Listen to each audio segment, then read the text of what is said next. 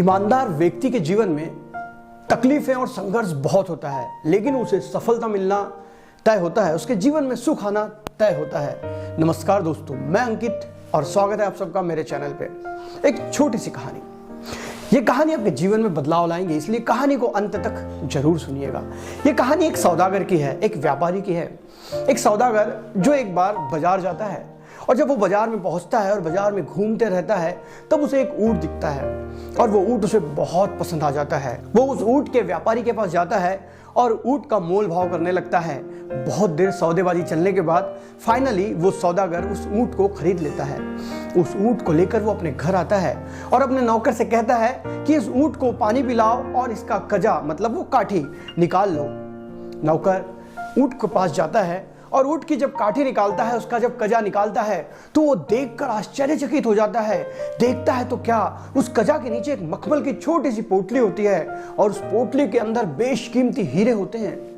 नौकर दौड़ा दौड़ा सौदागर अपने मालिक के पास जाता है और मालिक को बताता है कि मालिक देखो उस कजा के नीचे ये क्या निकला है। मालिक जब उन हीरो को देखता है, वो सौदागर उन हीरो को देखता है तो वो भी आश्चर्यचकित हो जाता है और वो नौकर से कहता है कि मुझे इन हीरो को उस व्यापारी को वापस करना पड़ेगा। नौकर सोचता है मालिक पगला गया है, जब इसे फ्री में इतने अच्छे हीरे मिल गए हैं तो ये वापस क्यों करना चाहता है। और नौकर मालिक से कहता है मालिक किसी को पता थोड़ी है कि आपको ये हीरे मिले हैं, उस व्यापारी को भी थोड़ी पता है कि आपने ये हीरे लिए हैं, आप वापस क्यों करते हैं। लेकिन वो सौदागर कहता है नहीं, मैंने तो सिर्फ उसे ऊंट की कीमत दी है, मुझे हीरे उसे लौटाने ही पड़ेंगे। और वो सौदागर बाजार में वापस जाता है उन हीरो को वापस लौटाने के लिए। जब वो सौदागर उस व्यापारी के पास पहुंचता है और उस व्यापारी को सारी बातें बताता है कि तुम्हारे ऊंट के कजा के नीचे ये बेशकीमती हीरे मिले हैं, ये सुनने के बाद वो व्यापारी बोलता है हाँ, मैंने उस ऊंट के कजा के नीचे उस हीरो को छुपा के रखा था और मैं भूल गया था। और वो सौदागर का बहुत बहुत धन्यवाद कहता है और सौदागर से कहता है कि तुम अपने मनपसंद 2 हीरे इनमें से ले लो। लेकिन वो सौदागर मना कर देता है। वो कहता है मैंने तुम्हें सिर्फ ऊंट के पैसे दिए हैं और मुझे इनमें से कुछ नहीं चाहिए। लेकिन वो व्यापारी बार बार उस सौदागर की रिक्वेस्ट करने लगता है कि आपको 2 हीरे लेने ही पड़ेंगे। तब वो सौदागर कहता है कि मैंने 2 हीरे अपने पसंद के इसमें से निकाल लिए हैं।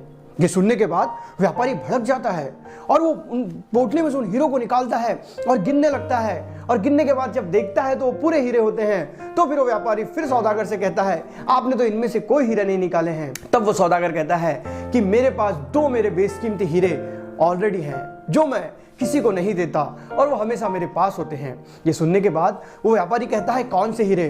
तब वो सौदागर कहता है ईमानदारी और खुददारी, ये 2 हीरे मेरे जीवन में और मेरी जिंदगी में हैं।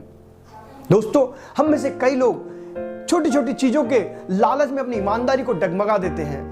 कुछ गिफ्ट या कोई तोहफा मिलता होगा तो अपनी खुददारी को डगमगा देते हैं। अगर आप इनमें से नहीं हैं तो ये समझिए कि 2 बेशकीमती हीरे आज के समय में आपके पास होना बहुत बड़ी दौलत से कम नहीं है। अगर ईमानदारी और खुददारी आपके पास है तो आप जीवन में आगे तो जाएंगे ही, लेकिन आप अपने जीवन में हमेशा समाधानी और सुखी भी रहेंगे, क्योंकि ये बेशकीमती हीरे अपने पास सहज के रखना इतना आसान भी नहीं है।